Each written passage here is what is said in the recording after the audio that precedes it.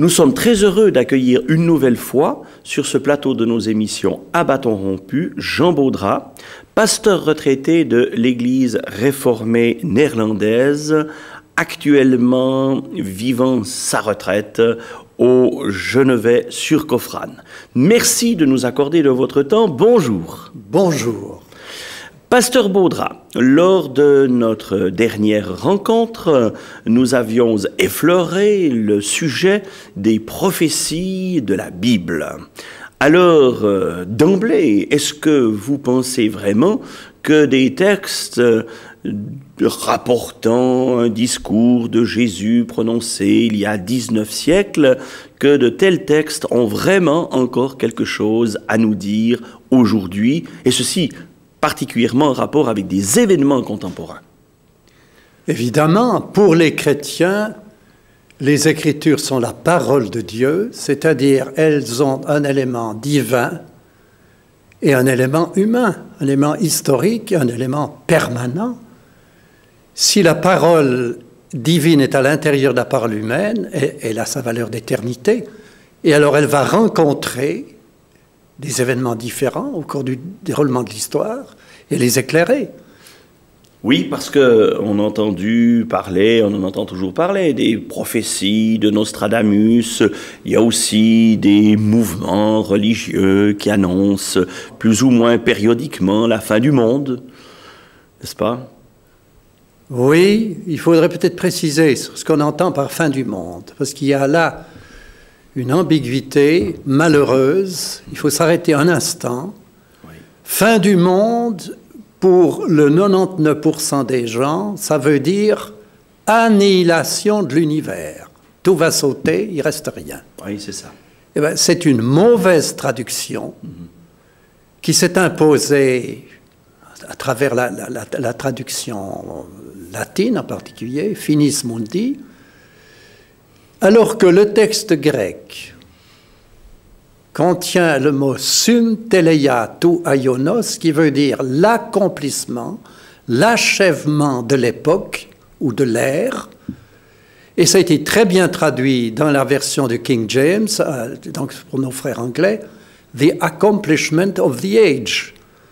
Il n'y a pas cet aspect catastrophal, c'est simplement la fin d'une ère, comme on pourrait parler, la fin de l'ère géologique tertiaire, et la fin de l'ère quaternaire. Alors les disciples posent la question, quel sera le signe de ton avènement et de la fin du monde, de l'achèvement de cet âge qui a commencé par la première venue de Christ et qui s'achèvera par sa seconde venue. Oui, alors vous venez de faire allusion à la première venue de Jésus-Christ. Est-ce que cette première venue n'avait pas déjà elle-même été annoncée des siècles avant qu'elle ne se produise effectivement? Absolument. Les prophètes de l'Ancien Testament ont annoncé la venue du Christ, et en particulier le fameux texte d'Ésaïe 53, où les souffrances substitutives du Christ sont annoncées, on pourrait dire à l'œil nu. Le châtiment qui nous donne la paix est tombé sur lui, et c'est par ses meurtrissures que nous avons la guérison.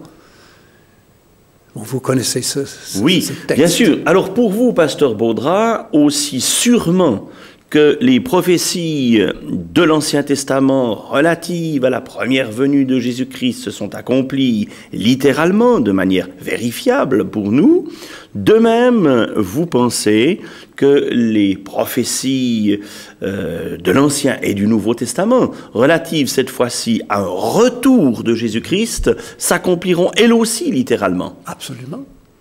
Oui. Absolument. Vous ne pensez pas que ce retour est quelque chose de symbolique ou seulement d'individuel? Par exemple. Non. Bien des textes nous montrent la venue glorieuse du Christ sur la terre. Tout œil le verra. N'oubliez pas ce texte de l'Apocalypse. Et tout œil le verra, les tribus de la terre se lamenteront. Voilà. Le Christ apparaît dans sa gloire à l'humanité tout entière au moment où il arrivera. Donc Jésus-Christ va revenir personnellement et de manière visible. Tout à fait. Est-ce que pour vous, il n'y a pas certains textes particulièrement éclairants de l'Écriture? Est-ce que vous songez à certains textes définis relativement à des événements qui se passent aujourd'hui et qui vous paraîtraient avoir été annoncés à l'avance. Oui, il y a en particulier ce texte de Luc, de l'évangile de Luc, chapitre 21, verset 24, qui concerne Jérusalem, et pas la Jérusalem céleste, mais la Jérusalem terrestre, la capitale de l'État d'Israël. Oui, et que dit ce texte alors? Eh bien, ce texte est très intéressant parce qu'il nous donne une précision que nous ne trouvons pas dans les textes parallèles de Matthieu et de Marc. Certains lecteurs de la Bible doivent se souvenir leur embarras. Moi, je m'en souviens déjà comme enfant. Dans Matthieu 24 et Marc 13, on n'arrive pas à démêler deux événements qui sont inextricablement liés, c'est-à-dire la destruction de Jérusalem qui a eu lieu en l'an 70 ou 70 avec l'empereur Titus, avec le général Titus, après 3 ans et demi de siège, avec toutes ces horreurs. Il y a eu 1 million de morts, il y a eu 90 000 juifs qui ont été vendus comme esclaves dans l'Empire romain. Et ça s'est passé donc une génération après la mort de Jésus. Et puis, vous avez dans ce même discours des choses qui annoncent précisément le retour du Christ avec les signes précurseurs et, non pas la fin du monde, mais l'accomplissement de l'époque. Alors, Luc, lui, a ordonné, vous savez que Luc est le seul auteur du Nouveau Testament qui ne soit pas juif, il a quelque chose de cet esprit grec scientifique, il n'y a qu'à voir d'ailleurs l'introduction de son évangile. Il était médecin d'ailleurs. Il était médecin, oui. Et il a l'esprit scientifique. Alors il a ordonné la matière des évangiles à sa manière, d'une manière différente, qui complète les autres. Et dans ce discours de Jésus, la matière du discours de Jésus, il distingue les choses qui concernent la première, disons, la destruction de Jérusalem, oui, donc l'événement historique qui est derrière nous depuis 19 siècles, et puis les événements de la fin qui annoncent le retour du Christ. Et cette charnière, dans son discours, c'est le verset 24, où jusqu'au verset 24, il s'agit de la guerre juive, avec toutes ses horreurs, et après le verset 24, il s'agit des événements de la fin, des signes de la fin, avec l'exhortation de veiller et de prier pour pouvoir échapper à tous ces événements. Et cette charnière consiste dans une indication donnée sur le sort de Jérusalem. Jérusalem, avec la guerre juive, tombe sous la coupe, sous la domination des païens, des nations païennes. C'est ça. Et elle sera occupée, plus que ça, foulée aux pieds, jusqu'à ce que les temps des païens soient finis, soient achevés et accomplis. Eh bien, nous pouvons dire, on pourra revenir sur certains détails, que ça s'est accompli dans notre temps, au moment où Jérusalem, le 7 juin 1967, au milieu de la guerre de 6 jours, c'était un mercredi, où la ville est tombée entre les mains des Juifs, c'est-à-dire a cessé d'être sous la juridiction des païens pour devenir la capitale d'Israël. Mais alors peut-on vraiment dire maintenant que nous ne sommes alors plus dans ce que la Bible désigne comme le temps des nations? Alors où sommes-nous? À la fin du temps des nations. Oui. Et on pourrait discuter longtemps, parce que les théologiens se sont distingués les uns les autres sur ça. Je me réfère ici à Godet, à Frédéric Godet, bien connu dans le pays de Neuchâtel, exégète remarquable, et c'est de lui que le cardinal Journet disait il y a quelques années, enfin ça fait un moment, Frédéric Godet, le dernier orthodoxe que les protestants aient eu en Suisse romande. Vous savez qu'on réédite ces commentaires, ce qui est absolument unique. Oui. Après 100 ans, ces commentaires sont réédités et vendus comme encore valables. Tellement la matière religieuse était, disons, excellente. Et le pasteur réformé que vous êtes se retrouve tout à fait alors dans le godet. Oh oui, alors évidemment, je suis quand même pas... Oui, parce que pour vous, la Bible est parole de Dieu. Absolument, je crois... Elle ne contient pas seulement la parole de Dieu. Je crois à l'autorité, l'inspiration et la suffisance des Saintes Écritures, selon la vieille confession de foi d'Alexandre Vinet, qui était à l'origine de l'Église vaudoise dans laquelle j'ai été élevé. C'est cela. Et vous-même, donc, vous avez été pasteur pendant des années dans l'Église réformée néerlandaise, n'est-ce pas? Oui. Alors là, on a vu la dernière fois, il y a une confession de foi. Oh, c'est ça. Il y a une confession de foi qui est maintenue, et en particulier, elle se résume en nous croyons, ou l'Église confesse, l'Église réformée confesse dans toutes ses activités, que Jésus-Christ est Seigneur du monde et chef de l'Église. C'est cela. C'est très important de le dire quand on parle du retour du Christ. Voilà. L'Église affirme qu'il est déjà maintenant, par sa croix et sa résurrection, Seigneur du monde. Seigneur de la Suisse, Seigneur de l'Europe, Seigneur du globe, des galaxies et des atomes. Oui. Voilà ce qu'est la foi chrétienne pour les chrétiens. C'est ça. Alors pour vous, si nous revenons au sujet spécifique de Jérusalem, le 7 juin 1967 est un pivot. Ah, tout à fait, d'après le texte. Voilà. C'est un pivot. Jusqu'alors, il faudrait un bon moment pour faire le décompte des occupants de Jérusalem, depuis Titus jusqu'à Hussein, puisqu'il y a eu 19 ans d'occupation jordanienne, puisque Jérusalem, en 1948, a juste échappé à la conquête des Juifs. Alors ça a été une période, ça a été peut-être la pire, puisque les Juifs n'avaient pas le droit de venir prier devant le mur des lamentations, et qu'il y a eu des profanations des cimetières juifs qui ont soulevé l'indignation chez les Juifs, où les pierres tombales ont été utilisées pour faire des latrines, etc. C'était des choses horribles. Ce qui fait que ce 7 juin, c'est vraiment une date. Et il ne s'agit pas, je le répète, d'une Jérusalem qui serait un concept théologique, mais c'est la ville dont Jésus a pris congé dans des termes que je trouve pathétiques. Jérusalem, Jérusalem, toi qui tues les prophètes et qui lapides ceux qui te sont envoyés, combien de fois ai-je voulu rassembler tes enfants comme une poule rassemble sous ses ailes ses poussins, et vous n'avez pas voulu. Désormais, votre ville sera laissée déserte, sera désolée, et vous ne me verrez plus jusqu'à ce que vous disiez « Béni soit celui qui vient au nom du Seigneur ». Voilà un texte qu'il faut mettre en parallèle avec celui que nous examinons aujourd'hui. Mais dites-moi, nous sommes en pleine actualité, parce que tous les jours, dans la presse, dans les médias, il est question de Jérusalem.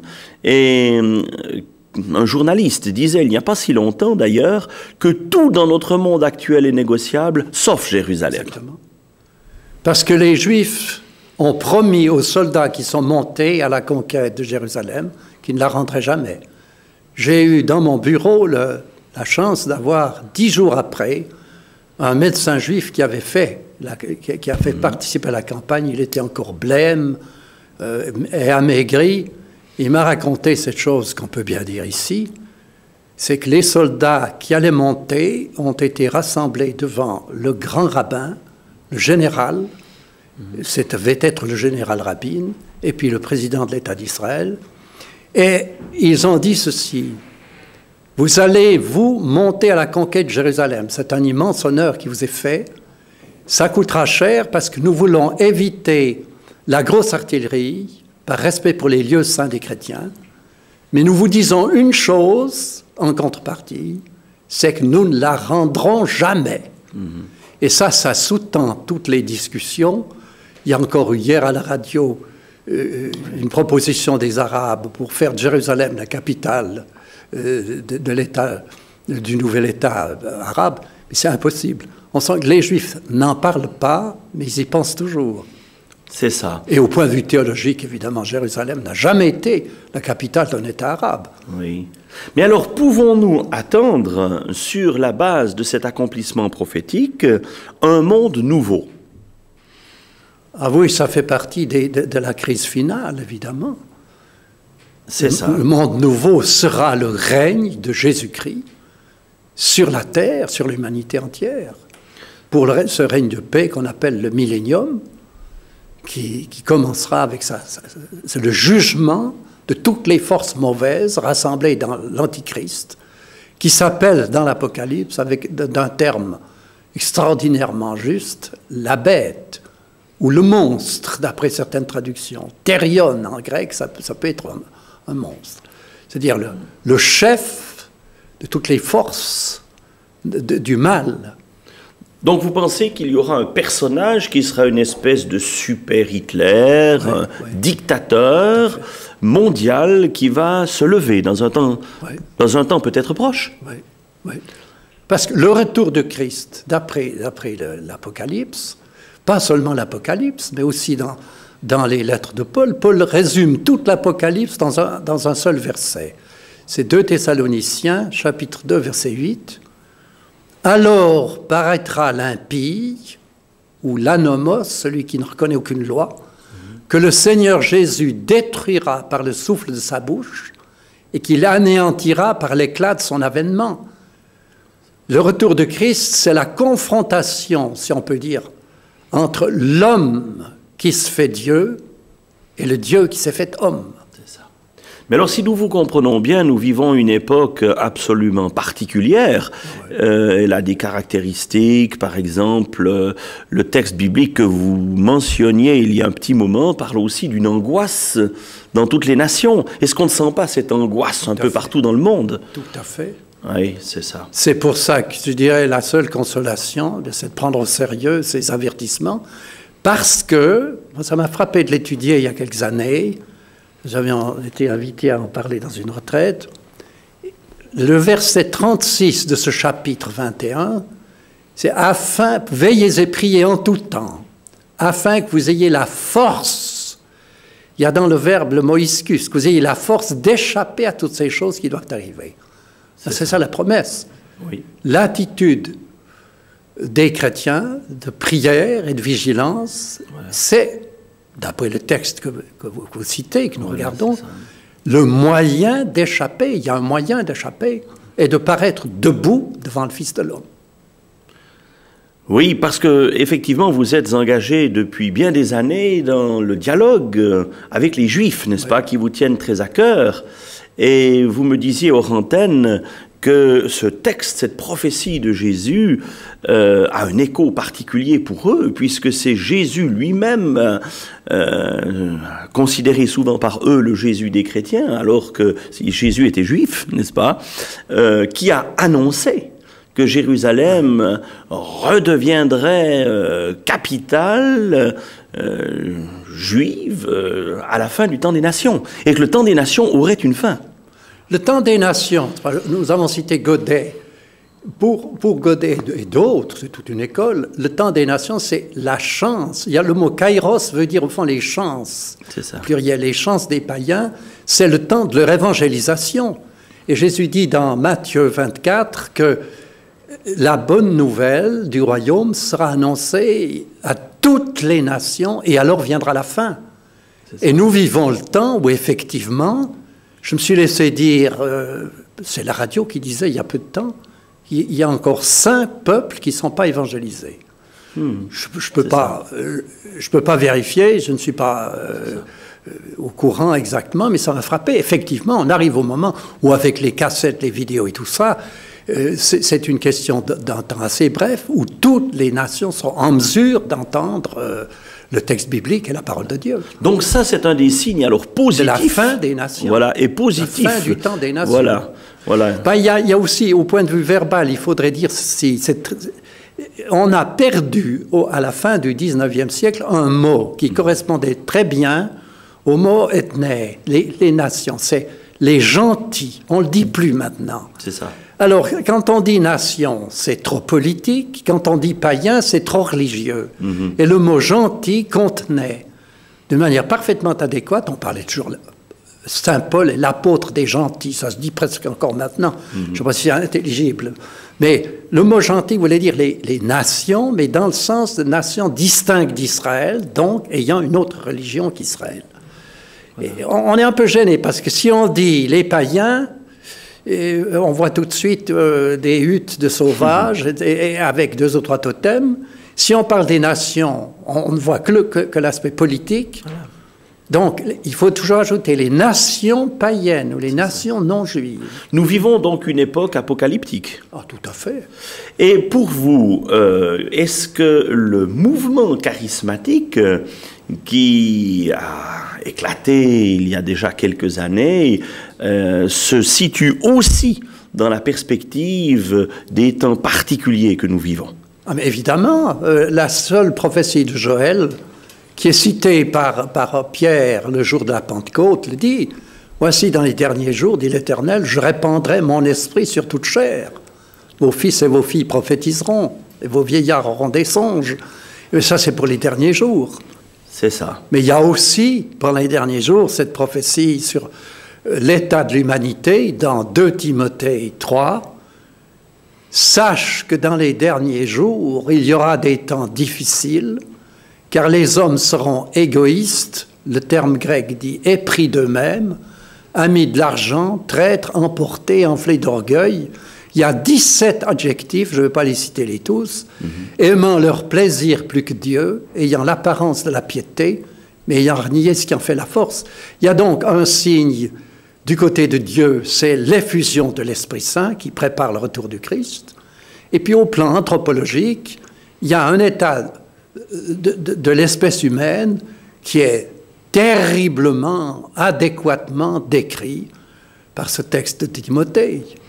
Et au fond, est-ce que ces 2 aspects ne nous placent pas devant un choix? Absolument. On peut être d'un côté, on peut être de l'autre. On peut passer de l'un à l'autre aussi. Ah, heureusement. Oui. Mais il faut choisir, et choisir constamment, à nouveau, pour le Christ et contre le mal. C'est ça. Et si vous le permettez, je crois qu'on ose le mentionner ici à l'antenne, vous atteignez 80 ans. Oui.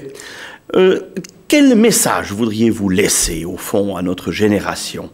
Si vous avez l'occasion maintenant de dire en quelques mots un message ultime pour vous, quelque chose qui vous paraît central, pasteur Baudras, que diriez-vous? Eh bien, je vous dirais simplement le verset que nous venons déjà de citer qui conclut le discours de Jésus. « Veillez et priez en tout temps, afin que vous ayez la force d'échapper à toutes ces choses qui doivent arriver et de paraître debout devant le Fils de l'homme. » Et je m'adresse cette exhortation à moi, le premier, comme ayant, le premier besoin de cet avertissement. Et comment venir au Fils de l'homme? Comment venir à ce Jésus-Christ? Parce qu'au fond, il peut nous paraître assez effrayant, quelque part, celui qui va revenir avec gloire. Mais comment avoir l'assurance d'être reçu dans sa grâce et non pas sous son jugement? Eh bien, il suffit d'écouter cette parole qu'il nous donne. « Venez à moi, vous tous qui êtes fatigués et chargés, et apprenez de moi, car je suis doux et humble de cœur. » C'est pour ça que dans l'Apocalypse, Jésus est à la fois le lion de la tribu de Juda et puis l'agneau. C'est les 2 aspects de sa personne. Mais tant que nous sommes encore sur la terre, il nous appelle comme l'agneau qui est mort pour nous.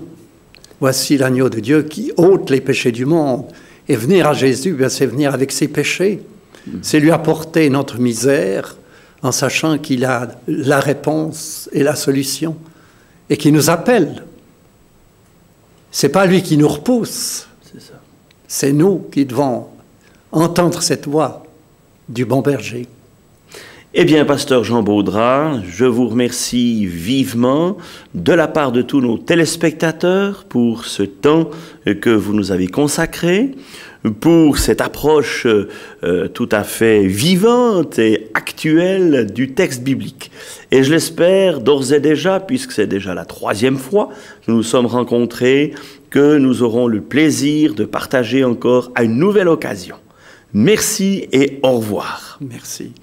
Chers téléspectateurs, vous nous avez fait l'amitié de nous accueillir chez vous Et si vous avez été interpellé par le partage que nous avons eu avec le pasteur Baudra et que vous désiriez prolonger cette discussion, que vous ayez peut-être des questions, alors n'hésitez pas à nous les poser, à nous téléphoner, à nous écrire à l'adresse qui apparaît sur le petit écran ou à nous téléphoner avec, au travers du numéro qui apparaît.